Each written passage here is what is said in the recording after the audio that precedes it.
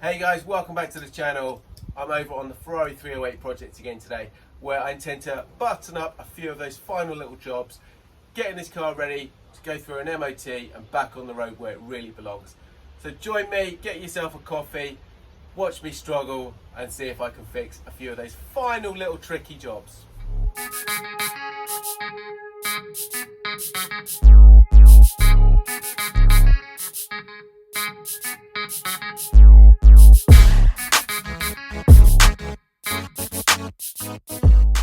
So before I do anything else, what I'd like to do is take this car on a quick shakedown test up and down the road, just to make sure there is nothing else I am missing. So, brakes, clutch, useless, handbrake,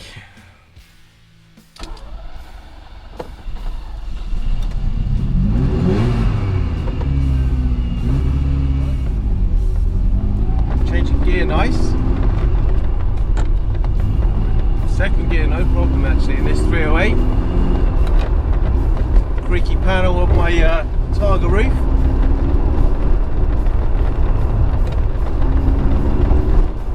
Really nice to drive. I'm pretty surprised. Okay. A little bit lumpy, definitely needs a tune up. Brakes are good, they're getting better. Well, there you go, guys. There you go. That is the first pretty successful run in the 308. It's good. Right. Next.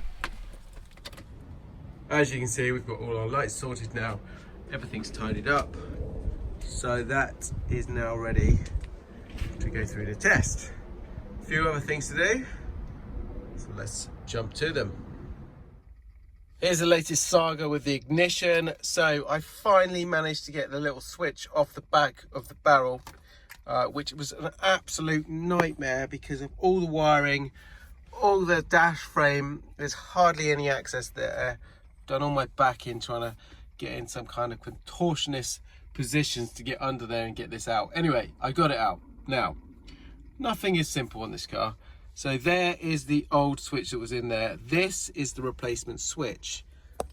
They are completely different sizes. So this slots in the back of the barrel. There's a recess in the back of the barrel.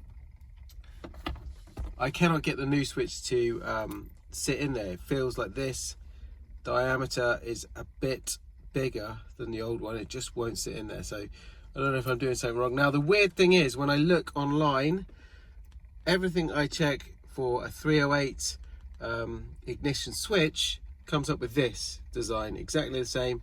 246, anything of that era, they've got exactly this switch. So it's really weird. So I don't know if it's been modified in the past, but if I look at the key, it's the correct key. It's one of these Nyman keys. So everything looks original.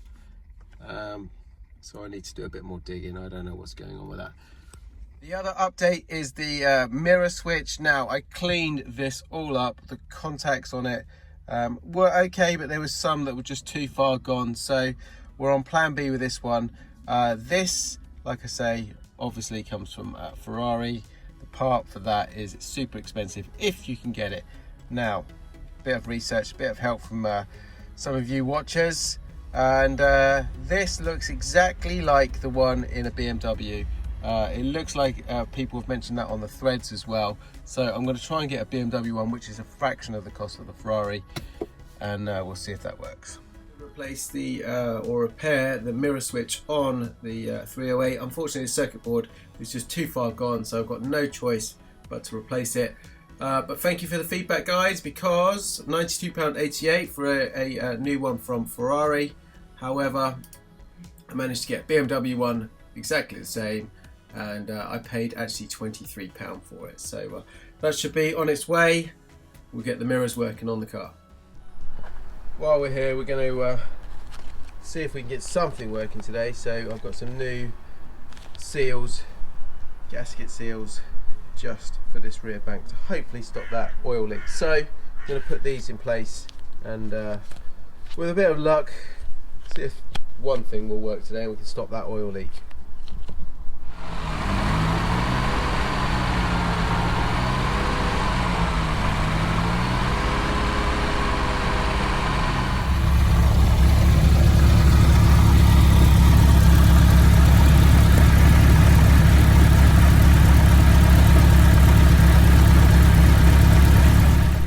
Just given the 308 its longest run, just idling on the driveway. It's been a good 20 minutes and it was a bit of a shakedown test really, just to see how it behaved.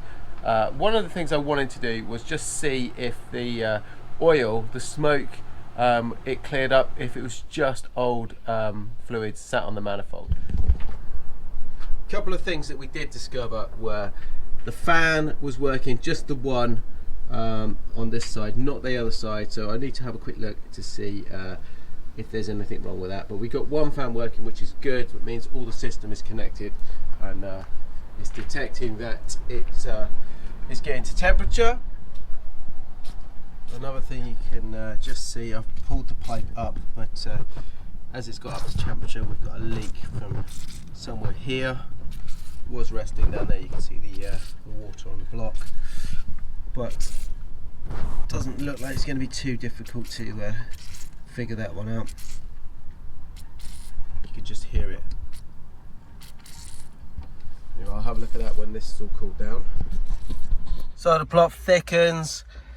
I should have a switch here for the rear defrost of the rear screen. Not that it makes a big difference, just annoys me, these little things. So obviously this has been retrimmed at some point. Now, remember it is torn anyway. If I look underneath, they have a hole here for a switch, okay? And then I started looking at wiring, I couldn't see anything here. And I found this one. Now that one, black, red and black, blue and yellows. Look at my wiring diagram. Look at this. Window control switch and warning light. Warning light, weird, but anyway, guess what colours that is? It's the right ones. So,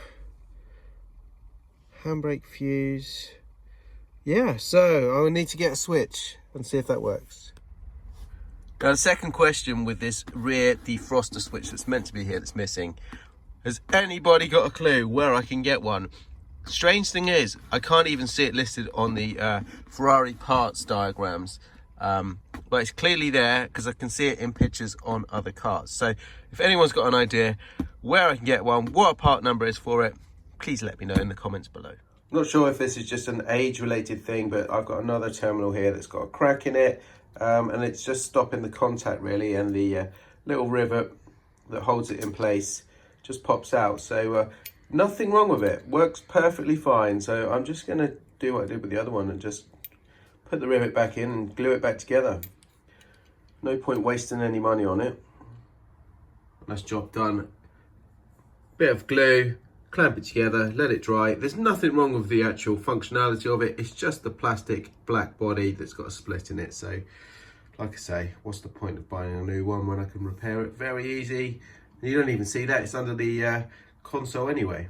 Okay guys, so here is a tale of why Ferraris like this cost so much to restore. Fortunately, I had this mirror. Do you know how much that costs? £1,300 plus VAT, so it's about £1,500 all in if I didn't have this part. Anyway, it's installed on the screen. Count my lucky stars that I had the spare part. So check this out. This is the mirror, £1,313.32. That's about £1,500 with VAT. I just need to sell about 15 or 20 of these mirrors and I can buy another 308 project. So a word of warning guys, if you've got any of these cars, 208s, 308s, 365s, 328s, 512s, F40s, do not lose your mirror. That's how much it's going to cost you. Right, let me give you a tour of what is happening here. You might think this car has been burgled and stripped apart, but no. this is me trying to fix things. So, ignition barrel, I have finally got it back in place. The old one was some kind of, must have been, I don't know if it's an original or an aftermarket one, but it had been put in place, and I suspect one of the reasons that the heater wire was not working is this probably is not the original switch. It's different to the one I've put in. My research, as I said, shows that the switch I put in was the correct one. Now what someone had done is the barrel behind here, where that bit all recesses in and it connects to the actual barrel part where the key actually turns. So this is a lot smaller than the one, the replacement, the original one that looks like the right one. So someone had knocked in the recess around the barrel here just to hold it and clamp it in place. And I couldn't understand why the replacement wouldn't slide in, and that was the reason. So after being on my back down there half the day, I finally got the replacement in. Everything works. I've got no fuel in the car, but that is the reason for all of this mess. And I've been looking and tracing wires back at the same time. So what a job, but thankfully it's done. I can start putting this back together. Today seems to be full of problems. So latest dilemma is I'm trying to do my handbrake cables. So as you can see, the way these work, they route onto the back of the caliper. There's a little hook on there. These route through. This is not routed correctly, it will come back this way. This is for the opposite one over there, and this cable is the one that is this one here, which runs into the cabin and onto the handbrake lever. So when you pull the handbrake lever, this one comes in and out. Now they should all mount here onto a mechanism with two little wheels, and that distributes it for the left and right side. Well, unfortunately, my own fault, I can't blame anyone else, I didn't look. So when I ordered these up, I presumed the mechanism was here, and so now I've got the lovely task of trying to track one of these down, which is a bit of a problem, because I know 308 parts like that, the small parts, are really few and far between. It's a typical process I will follow to try and research the parts that I'm missing. So I'll first of all go to a Ferrari kind of parts website, such as this one, ferrariparts.co.uk. Look at the schematics. That gives me an idea of how everything goes together. And secondly, I can look at the stocks. Problem with old cars like the 83 308 that I'm building at the moment, Ferrari do not have all the parts anymore for these. They no longer manufacture them. So it's hit or miss really with the smaller, intricate little parts like this, whether or not you're ever going to be able to get them. So first of all, I have a look at the schematics. Now from this I can see, unfortunately, I thought it would be one complete mechanism. It is not. It's made up of separate components. So I have ordered up the cables. I can see from this that I'm also missing this little adjuster. So I can order one of those up. They do have those in stock somewhere else, I know. But the problem, like I say, with this is all the components. Now, if I look at, for instance, number 17 is the main little bracket of this mechanism that bolts to the frame of the car. Number 17 is the support, £142 for that. You can see a little picture there of it. So next part is number 13. This is the little kind of pivot part of it, the lever. £237 for that one, as you can see in the picture there. And then the other major component with that is these little kind of pulley wheels. And there you go, two of those. Price on application. So the problem with that generally means that they are not available, probably no longer manufactured, and to get hold of them is going to be quite difficult. So to put all that together, even if I could get them, it's going to cost hundreds and hundreds of pounds.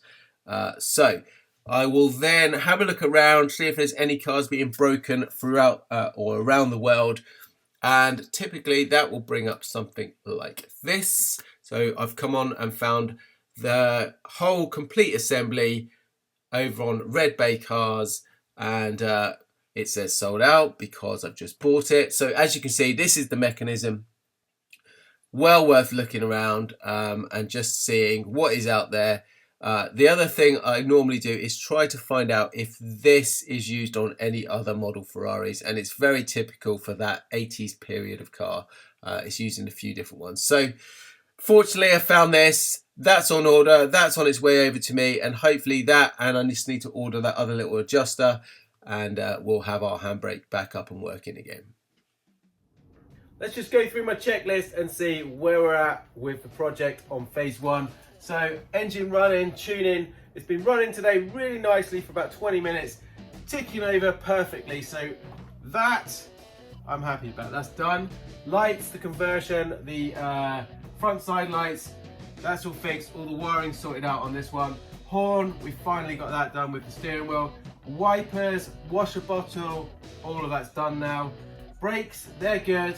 We're left with the handbrake fix, which we know is what the problem is with that. Steering's good, suspension's good. Electrics, all our electrics now are working nicely. Other bits, we've got seat belts, they're okay. Windows are fixed. Heating's okay, so we're just left with our AC, which I'm not going to fix at the moment. That's a job in the future. I'm not really worried about the AC here in the UK for the time being. Next summer, maybe that will be done. And there's one other thing that I really need to do with this car, and that is our fuel tanks. I've still got a little bit of a fuel leak, and just to play it safe with this car, the old owner told me that those tanks had rusted out a little bit, and that was what was causing a few of the problems with the running issues. So I'm trying to get some new fuel tanks, and then just that little bit of smoke from the back, I just want to rectify that. Then I'm happy with the car. We'll put it through our MOT test here in the UK and get that car registered on the road. So guys, I'm going to wrap this one up today. It feels, if I'm honest, like a step backwards on a lot of these problems, but that is the nature of a project car like this, especially one that's been off the road for around 20 years. You know, I like to show you the good and the bad, and sometimes we face problems that are unknown, such as this handbrake mechanism that's completely missing from the car. But we live and we learn, and we just overcome those little problems as we face them. Anyway guys, thank you so much for watching. Please leave those comments below. I read every single one of them, and they really help me with some of the little details on this project as and when I face them. So keep those coming, hit the like button. Don't forget, if you want to follow me and see my daily antics on Instagram, here's the link. I'll put that below as well. But again, thanks for watching guys. I will see you very shortly in the next one. Ciao for now.